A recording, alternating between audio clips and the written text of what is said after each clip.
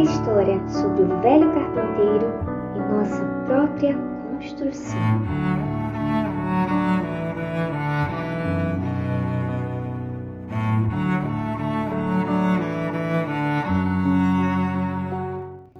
Manuel, o velho carpinteiro, já estava para se aposentar.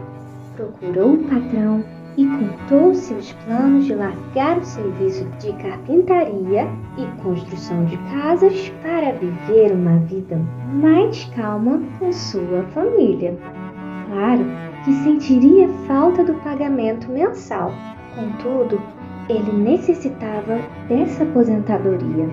O dono da empresa ficou muito chateado em saber que perderia um de seus melhores empregados. Foi então que pediu a Manuel para construir uma última casa como um favor muito especial. O carpinteiro aceitou e começou o seu último trabalho. Porém, no decorrer do tempo, dava para perceber que os pensamentos e o coração de Manuel já não estavam naquele trabalho.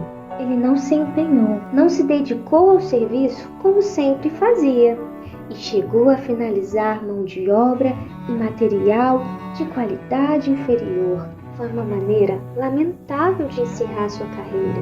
E quando o carpinteiro terminou o seu trabalho, o patrão veio inspecionar a casa e falou para Manuel: "Querido Manuel, esta é a sua casa. Esse é o meu presente para você. Você fez tanto por mim. Que qualidade eram seus trabalhos. Por toda a sua dedicação de todos esses anos, esse será o meu presente para você." O carpinteiro ficou surpreso, mas rapidamente outro sentimento tomou conta do seu coração. O sentimento do arrependimento. Ele pensou: "Meu Deus, que vergonha! Se eu soubesse que estava construindo a minha própria casa, eu teria feito tudo completamente diferente. Jamais teria sido assim, tão relaxado." Pois é. Agora, Manuel iria morar numa casa feita de qualquer maneira. Logo ele, que para tantas pessoas caprichou a sua vida inteira, dedicou seu tempo, sua mão de obra e todo o seu empenho. E essa história nos traz uma lição de vida. Pense em você como um carpinteiro. Pense na sua casa, que é a sua vida. Cada dia você martela um prego novo, coloca uma armação ou levanta uma parede. Em cada dia, se dedique, dê o seu melhor.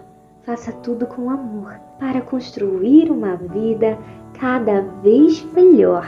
Em cada dia, aprenda, explore e busque. E com tudo que você tem, busque conhecimento.